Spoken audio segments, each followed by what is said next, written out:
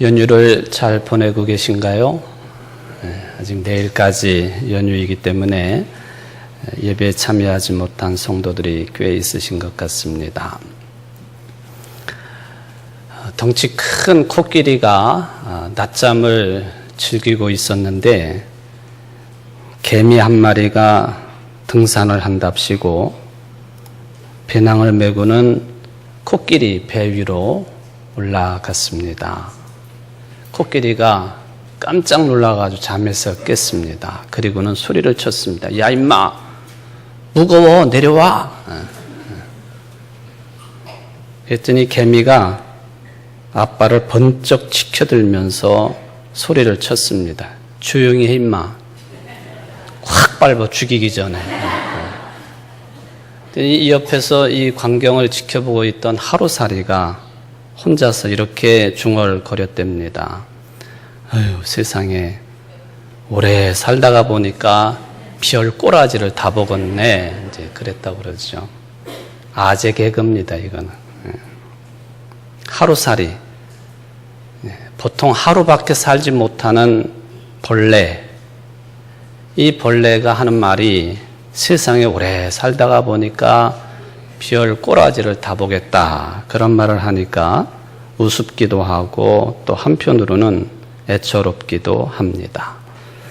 근데 여러분, 하루살이가 하루밖에 살지 못하는 벌레이기도 하지만 대개는 며칠 동안만 살 수 있는 그런 벌레를 우리가 총칭해서 하루살이라 그렇게 부르고 있죠. 근데 이게 유충 단계까지 합치면요, 보통 그 벌레들의 평균 수명 정도는 생존한다 그렇게 되어 있습니다. 그래도 우리는 하루살이 그러면은 매우 안타깝게 바라보지요. 여러분들, 하루살이가 왜 자꾸만 사람들 눈을 파고드는지 아십니까? 왜 그럴까요? 이것도 개그입니다. 어떤 사람이 하루살이에게 이렇게 얘기를 했다고 그래요. 네가 가가지고 사람의 눈곱을 떼우기만 하면은 평생 먹을 것을 주겠다. 그랬더니 하루살이가 그냥 사람만 보이면은 눈을 그렇게 파고든다고 그러지 않습니까? 평생 먹을 거, 하루밖에 못 사는 존재가 평생 먹을 거가 뭐가 필요하겠습니까? 믿거나 말거나. 하루살이에게는 내일이라고 하는 시간은 주어지지 않습니다. 아예 없습니다. 그런데 여러분, 지구상에 존재하는 생물 가운데에 유일하게 내일이라고 하는 개념을 가지고 있는 존재가 바로 인간입니다. See you tomorrow. 뭐예요? 내일 보자. 내일 보자. See you again. 또 보자 하는 말도 있겠지만은 내일 보자. 이 말을 유일하게 사용할 수 있는 존재가 호모 사피엔스, 인간이라고 하는 것이다 하는 것이죠. 그러니까 하루살이는 절대 생각할 수 없는 미래를 말할 줄 아는 존재가 되었다 하는 것입니다. 그런데 우리가 생각하고 있는 이 미래가 약이 되기도 하지만 독이 되기도 한다는 것입니다. 많은 사람들이 또 여러분들도 나의 미래를, 우리 공동체의 미래를, 우리 민족의 미래를 좀 훤히 미리 들여다 봤으면 좋겠다 생각을 하고 계시겠습니다만은 그게 좋을 것 같지만 꼭 그렇지만은 않습니다. 여러분 개인의 미래, 그 가운데에서도 여러분들의 이 몸, 육체의 미래가 어떻게 될 것인지, 말하자면 내가 언제 죽을 것인지, 몇 년, 몇 월, 며칠, 몇 시에 어떻게 죽을 것인지 이거를 훤히 들여다보고 산다고 하는 것이 그게 좋을 것 같지요? 굉장히 불안한 일입니다. 그러니까 어르신들이 하시는 말씀이 밤중에 자다가 죽으면 참 좋겠다. 대개가 그것은 심장마비거든요. 자는 듯이 죽었으면 좋겠다. 내가 어떻게 될는지 어떻게 죽을는지 이거 아는 것이 축복은 아니다라고 하는 그런 이야기가 되겠습니다. 불안해서 살 수가 없는 것이죠. 이와 같이 미래에 대한 두려움 때문에 불안해하는 유일한 동물 또한 인간입니다. 호모 사피엔스. 제가 요즘에 다 읽지는 못했습니다만은 뜨문뜨문 읽고 있는 책. 왜 뜨문뜨문 읽느냐 하면 그 내용이 너무 좀 생소하고 어렵기 때문에 그래요. 역사학자이고 철학자인 다니엘 S. 밀로라고 하는 사람이 쓴 책입니다만 우리나라 제목으로는 미래 중독자라고 하는 제목이 붙어 있습니다. 원래 영어 원제로는 미래 발명가 그렇게 되어 있어요. 그러니까 번역을 하면은 내일의 발명이라고 하는 그런 제목이 되겠습니다만은 미래 중독자라 그렇게 이름이 붙어 있습니다. 이분이 주장하는 게 뭐냐 하면은 우리 인류가 어느 날 갑자기 내일이라고 하는 개념을 눈치챘다는 거예요.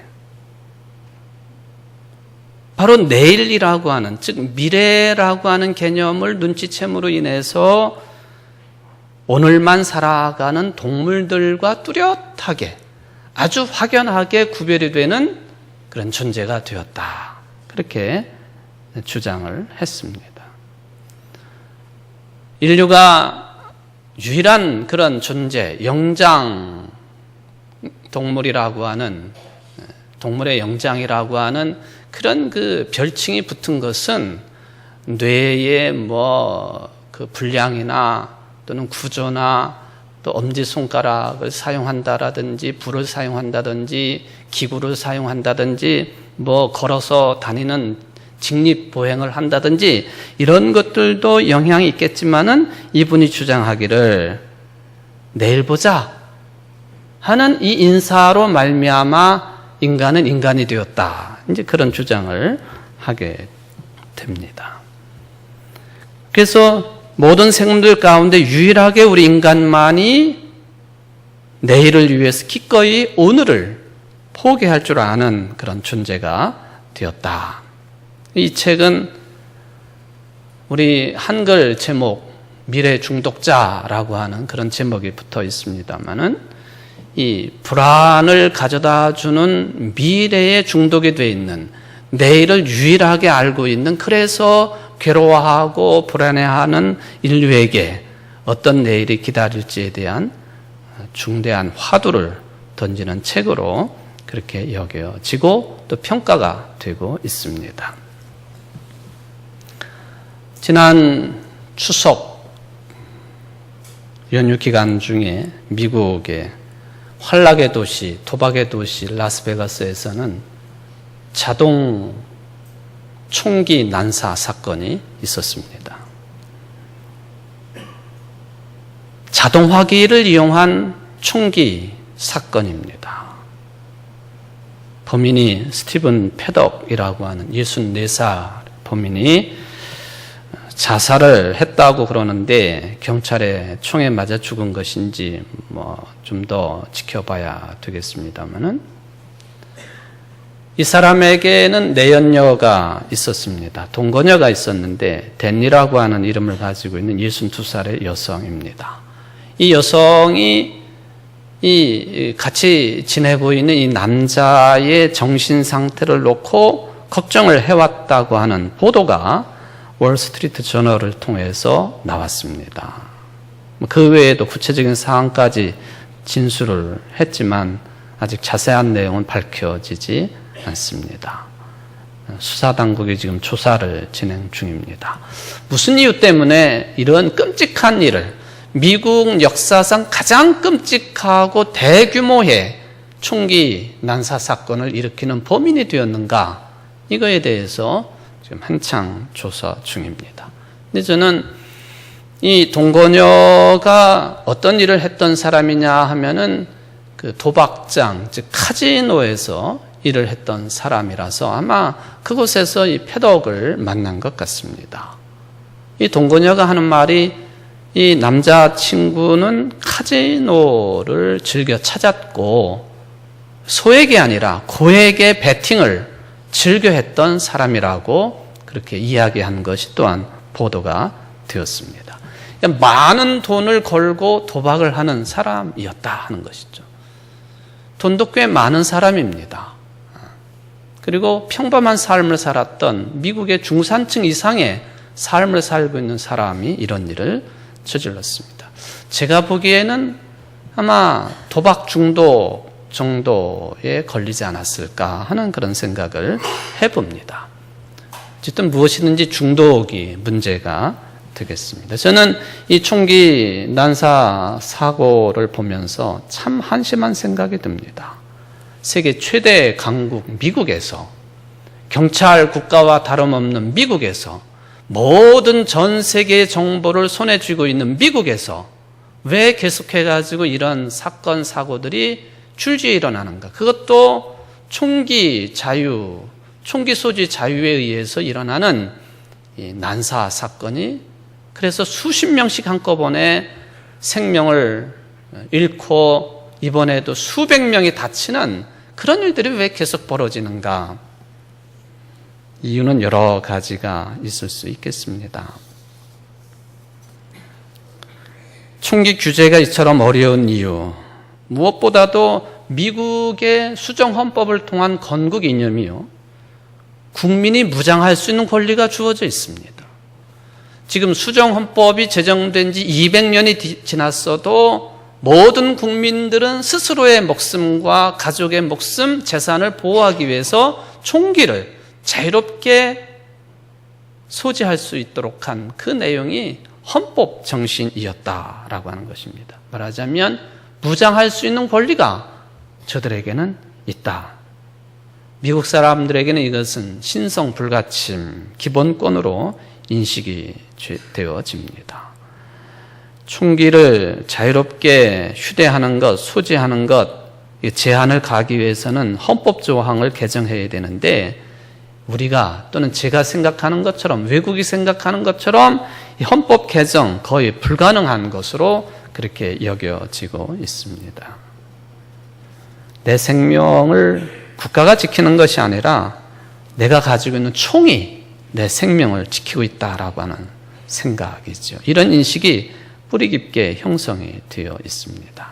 뿐만 아니라 정치 시스템도 총기 규제를 어렵게 합니다. 정치가들 이면에는 저들에게 돈을 대고 있는 이권단체 입김, 영향력이 매우 크지요. 그 중에 가장 강력한 입김을 발휘하는 것이 전미 총기협회입니다. 또 무기를 생산하는 기업들입니다. 그런 기업들이 우리나라에도 1년에 어마어마한 무기를 팔아먹지 않습니까? 왜 한반도에 이렇게 위기를 조장하는 것처럼 보이는가? 전쟁이 나면은 우리 대한민국은 쑥대밭이 될 것인데도 불구하고 계속해서 전쟁 위기에 대한 발언이 최고 통치자 입을 통해서 흘러나옵니다. 미국 대통령은요, 지금 대통령뿐만 아니라 어느 대통령도 무기를 생산하는 기업으로부터 정치 자금을 받지 않은 사람이 없어요. 어마어마한 돈을 받고 있습니다. 이게 합법화되어 있기 때문에 가능한 일이기도 하지요. 어쨌든 이번 사건을 보면서 범인이 무엇인가 깊이 빠져있는 중독 상태의 인물로 보여지는 것은 기우인지 모르겠습니다.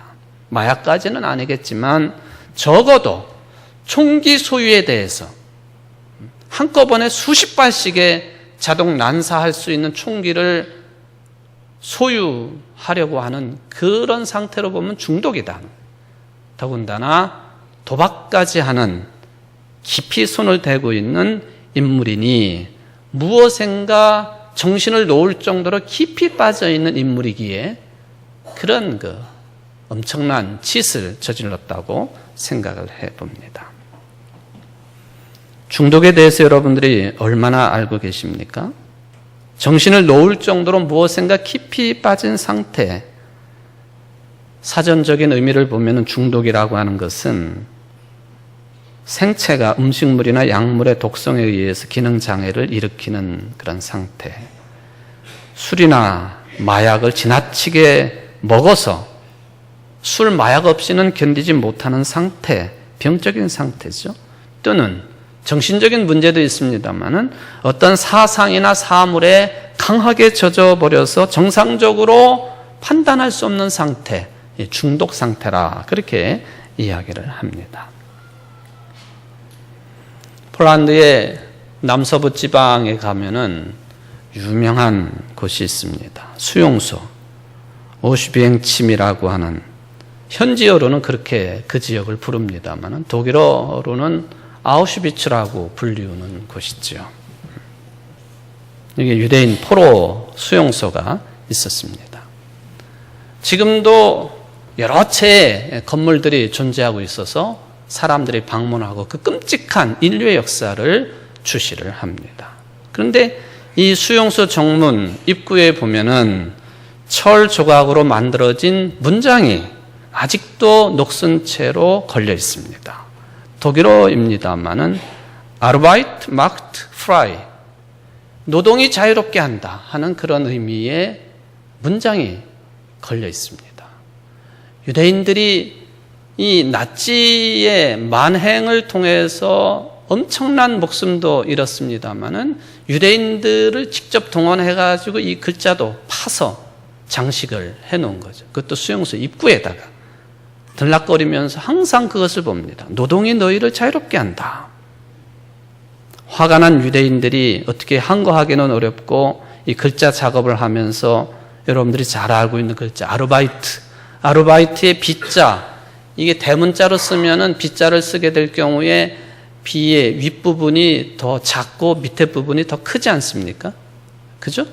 그런데 유대인들이 이 글자를 파면서 위에 동그라미를 더 크게 만들었어요. 기형적으로 이게 우리가 굉장히 화가 나 있다 하는 그런 상징을 그렇게 글자로 나타냈습니다.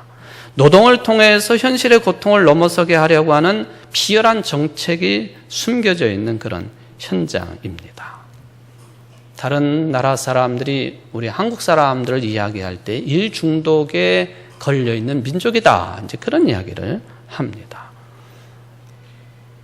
그런 평가에 대해서 우리는 어쩔 수 없다. 좁은 땅덩어리에 인구는 많고 자원은 부족하고 열심히 일하지 않으면, 밤새도록 일하지 않으면 먹고 살기도 어렵고 수출도 어렵고, 그런 이유가 지금까지 생각해낸 이유가 됩니다. 일면 일리도 있는 그런 항변이기도 하지요. 그런데 요즘에 우리나라 사람들이 또 다른 중독에 빠져 있습니다. 여러분들 주머니에 지금도 손에 쥐고 있는 휴대폰 중독 증상이지요. 아침 눈을 떴을 때부터 잠자리에 들 때까지, 아니 잠자면서도 무의식 중에 내 휴대폰이 내 옆에 잘 있는지 만져봐야 되는 습관화된 그런 분들이 특히 젊은 층에는 굉장히 많다, 거의 대부분이라는 것입니다. 그래서 요즘에 휴대폰으로 인해서 너무 피로해지니까 이게 젊은 세대들 가운데에서도 어떤 사람들이 또 한편으로 증가하고 있느냐 하면은 디지털 디톡스에 나서는 젊은 세대들이 증가하고 있다 하는 것이죠.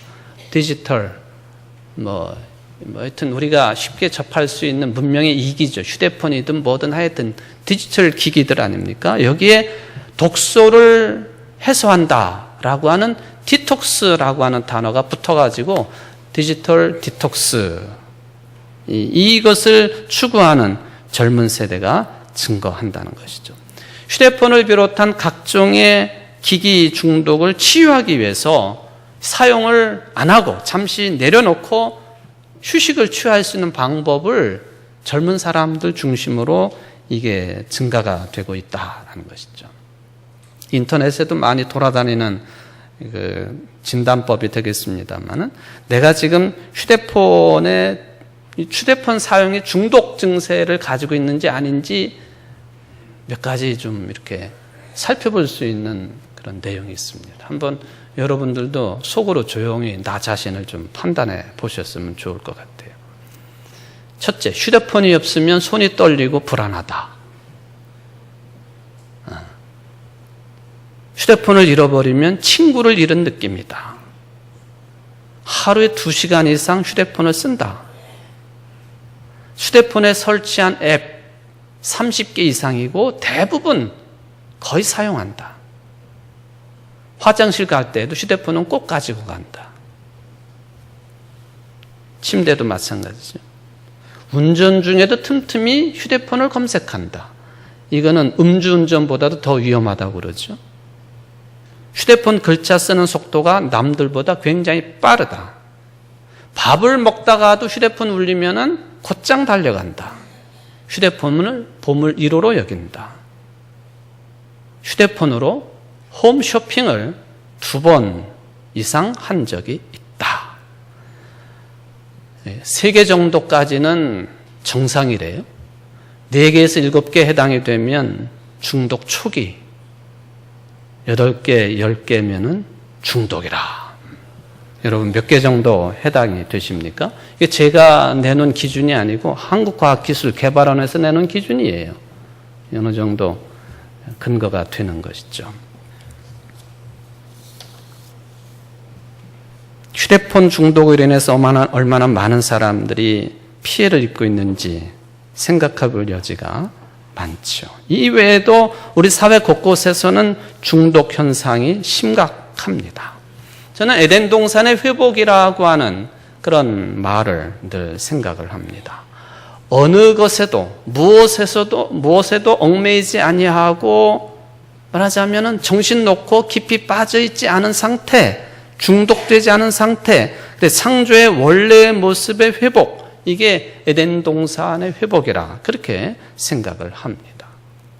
그런데 어느 때부터인지 모르지만 우리 인간들은 미래에 대한, 내일에 대한 중독 증상에 시달리고 있다는 것이죠. 그래서 불안해하고 괴로워하고 어쩔 줄 몰라 하고 풀어야 됩니다. 이런 것으로부터 풀려나야 됩니다. 어떻게 가능할 것인가? 오늘 주님께 주신 말씀을 좀 생각을 해봐야 되겠습니다. 여러분에게 예수님은 어떤 분이십니까? 하나님의 아들이시죠. 그리스도이시죠.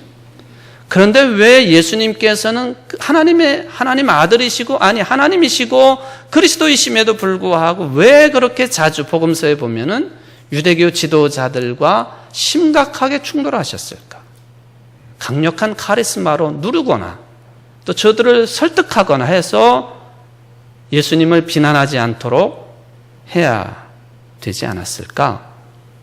그런데 복음서를 읽어보면 3년 내내 유대교 지도자들은, 특히 율법학자들, 바리새인들은 예수님을 괴롭힙니다.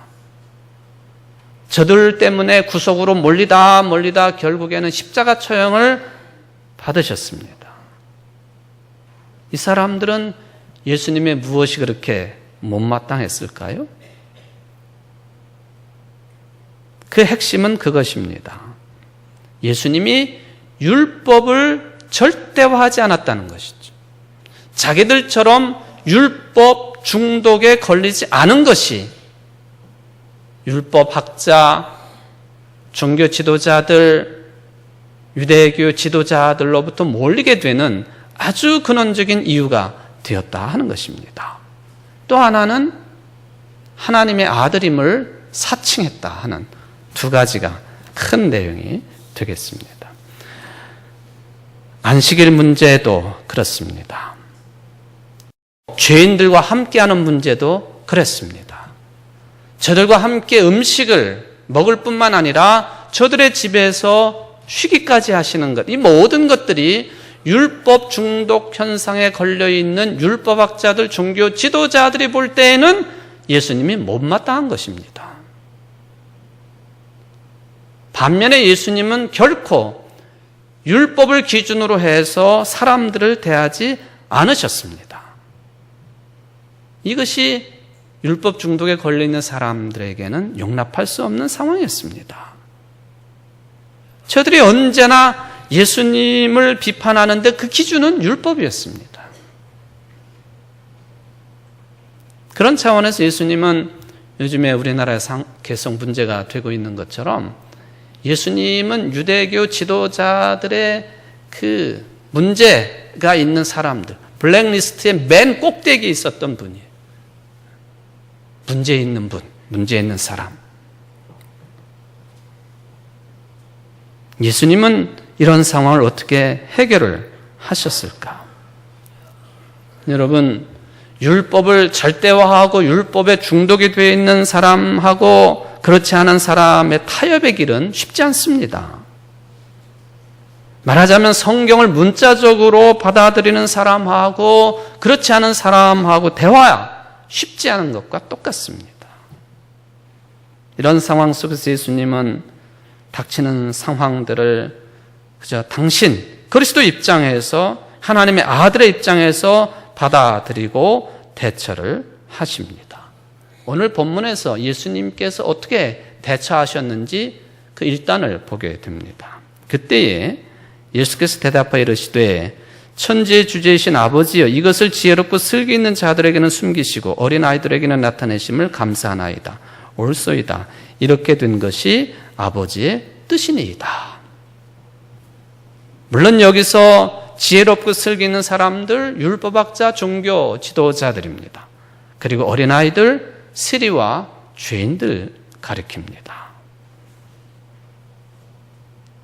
당시의 하나님의 뜻, 그것은 바리새인, 사두개인, 율법학자, 종교 지도자들, 그리고 제사장들, 이런 종교 전문가들의 권위에만 속한다고 하는 생각이 일반적이었는데 예수님은 그것을 무너뜨리는 반대되는 말씀을 하셨습니다. 오늘날에도 신앙적으로 보면 예수를 가장 잘 믿는다고 생각하는 사람들이 놀랍게도 하나님의 뜻에서는 가장 멀리 떨어져 있는 사람들이 될 수 있다고 하는 것, 무리한 해석이 아닐 것입니다. 위험성이 커요. 나름대로는 합리적인 이유를 대겠지만 실제로는 종교 이기주의에 떨어지는 행동을 그리고 말을 얼마나 많이 자주 내뱉는지 그것이 증명이 됩니다. 예를 들면 종교인 과세를 반대하는데 예수를 가장 잘 믿는다고 하는 보수적인 사람들이 가장 극렬하게 반대를 합니다. 동성애 문제로 종교 재판을 강력하게 열고 있습니다. 친미 사대주의를 그것이 곧 기독교 신앙의 본질인 양 주장을 합니다. 북한을 무조건 적대시하는 일들, 이게 기독교의 이름으로, 예수의 이름으로, 교회의 이름으로, 교단의 이름으로 행해지고 있으니 이게 종교적인 이기주의요, 예수를 가장 잘 믿는다고 성경을 언제나 옆에 끼고 소리 높여 철야기도 하고 새벽기도 하고 하는 사람들이 하는 소리들이에요. 무서운 내용들이죠. 이에 반해서 예수님의 말씀에 따르면 어린 아이들로 묘사가 되고 있는 세리와 죄인들, 하나님의 뜻을 인식하고 있는 대상들이라고 표명을 하십니다. 가난한 사람들, 수혜받는 사람들, 밑바닥 인생에 속하는 사람들이죠. 이런 사람들을 예수님은 마태복음 5장 8복에 복이 있는 사람들이라고 언급을 하십니다. 심령이 가난한 자는 복이 있다. 위로를 받을 것이고 온유한 자는 복이 있다. 그들이 땅을 기업으로 받을 것이다. 율법에 중독된 율법학자들, 유대교의 지도층 인사들, 율법 수행이라고 하는 무거운 짐을 지고 살아갑니다. 자기뿐만 아니라 다른 사람들에게도 그 짐을 지우려고 무던히 노력을 합니다. 그렇게 사는 것이 하나님의 뜻이고 그것이 지혜와 슬기라고 여기는 사람들이죠. 그 인생은 계속해서 죽을 때까지 무거운 짐을 억지로라도 지는 것과 같습니다. 쉼이 있을 수가 없습니다. 아무리 열심히 신앙생활을 해도 끝이 없어요. 좀 더 열심히 해야 된다는 강박감을 느낍니다. 어딘가 잘못한 게 없는지, 하나님으로부터 벌을 받는 것은 아닌지 늘 불안해합니다. 예수님 당시의 유대교는 그런 방식으로 사람들을 괴롭혔어요. 제가 표현하는 것처럼 율법에 중독이 된 사람들이었습니다. 예수님은 이런 사람들에게 이렇게 말씀하십니다. 또 무거운 짐을 묶어 사람의 어깨에 지우되 자기는 이것을 한 손가락으로도 움직이려 하지 않는다. 그리고 예수님은 이런 현상에 정면으로 도전하시는 말씀을 하셨습니다. 우리는 이 말씀을 평소에 여기서부터 시작을 해요. 그런데 오늘 본문을 25절부터 읽은 이유가 있습니다. 예수님이 이 말씀을 왜 하셨을까? 예수님이 말씀하십니다. 수고하고 무거운 짐진 자들아 다 내게로 오라. 내가 너희를 쉬게 하리라. 나의 멍에를 메고 내게 배우라. 그리하면 너희 마음이 쉼을 얻으리니 내 짐은 가벼움이라. 어떤 사람들을 생각하시고 이 말씀을 하셨을까? 답이 나오지 않습니까? 쉬게 한다고 말씀하십니다. 반복이 됩니다. 내게로 오라 하시는 이 말씀은 예수님께서 초기에 제자들을 부르실 때 나를 따르라 하신 말씀과 같은 뜻이에요. 정말 예수님께 가면 모든 무거운 짐이 사라지고 참된 쉼이, 안식이 보장이 될까? 여러분들에게 지금 무거운 짐이 무엇입니까? 인생의 문제, 그저 인생살이 자체가 힘들다고 생각하시는 분, 사업이 안 되는 문제, 집세 내는 문제, 자식의 말썽의 문제, 나 자신도 병들고 가족 중에 큰 병이 들어서 문제되는 힘든 상황, 얼마나 많은 어려움들이 있겠습니까? 그런데 무거운 짐을 진 자들 불러서 쉬게 하신다고 하는 예수님의 말씀은 이런 문제만을 해결해 주겠다고 하는 의미가 결코 아닙니다. 그런 문제들은 너희들이 해결하라. 그렇게 말씀하십니다. 하나님이 예수 믿는 사람들만 특별하게 사업 잘 되고 건강하게 하고 자식 문제 없고 아무런 문제 없이 살아가도록 하시지 않습니다. 그는 공평치 않은 모습입니다. 악인에게도 해를 비추시고 비를 내리게 하시는 분이 하나님이세요. 누구나가 다 그리스도인이라도 아플 수 있고 사업을 망할 수도 있고 자식 문제에 시달릴 수도 있고 그렇습니다. 가족들 때문에 너무나도 심각한 고통 속에 있을 수 있다는 것입니다. 예수 믿는 사람들만 특별하게 대우하면서 어려움을 해결해 주겠다는 뜻으로 예수님이 너희에게 쉼을 주겠다고만 말씀하신 것은 아닙니다.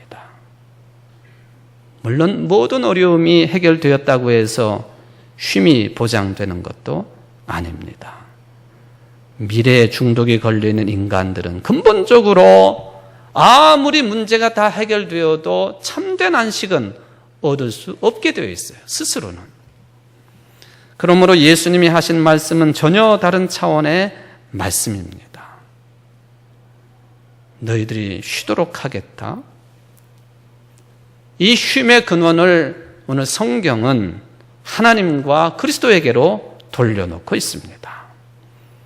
그러면서 제대로 쉴 줄 모르고 안식을 누리지 못하는 사람들, 곧 하나님을 거부하는 사람들, 악한 사람들, 마음에 헷갈린 이스라엘 백성들, 하나님께 순종하지 않는 자들이 어떤 사람들이냐? 바로 제대로 쉴 줄 모르고 안식을 누릴 줄 모르는 사람들을 지칭할 때에 이런 단어들을 사용한다고 하는 것이 특별합니다.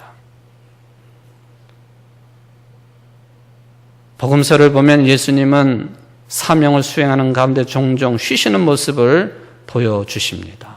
배를 타고 따로 외딴 곳으로 물러가셔서 기도를 하셨습니다. 예수님께서는 쉬는 것, 기도하는 것 늘 함께 하신 분이십니다. 기도라고 하는 것이 곧 하나님과 대화이니 쉰다는 것은 곧 하나님과의 만남 그 자체라는 것이죠. 말하자면 성경에서 또 예수님께서 말씀하시는 쉰다고 하는 것, 그것은 궁극적으로는 하나님을 만난다는 거예요. 하나님을 만나는 거예요. 여러분, 일주일 동안 쉬시는 동안에 누구를 만나셨나요? 참된 안식을 얻으셨나요? 하나님을 만나셨나요? 그렇지 않고 인간만 만났다고 한다면 쉼이 아니라 하는 것이 성경의 말씀이라고 하는 것이죠.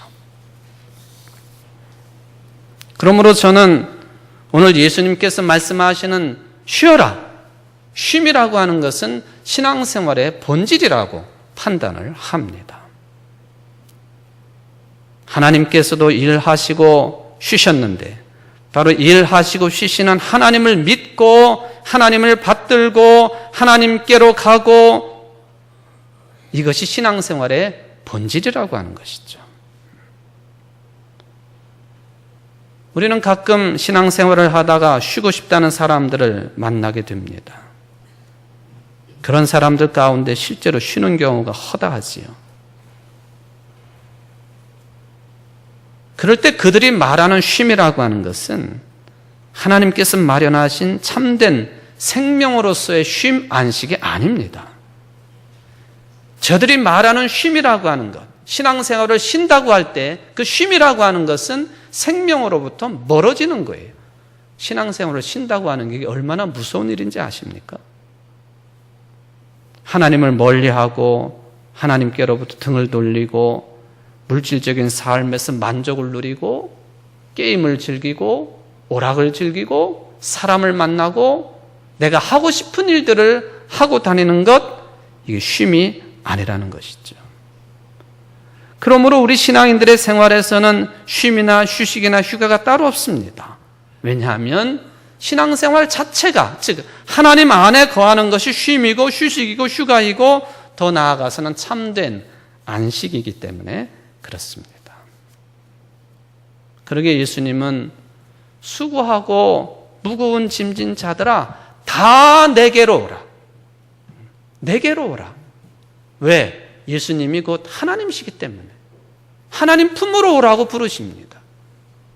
그래야만이 수고와 무거운 짐을 내려놓을 수가 있기 때문에 수고하고 무거운 짐진 자들아 다 내게로 오라. 내가 너희를 쉬게 하리라. 그게 생명이기 때문에 그렇습니다. 우리 인간들이 세상에서 삶을 짐으로 느끼는 이유가 무엇입니까? 내가 짐으로 생각하고 있는 모든 것들, 물질이든 명예든 권력이든 자식이든 돈이든 이런 것들을 통해서 우리 스스로가 생명을 완성할 수 있다고 착각하기 때문에 짐입니다.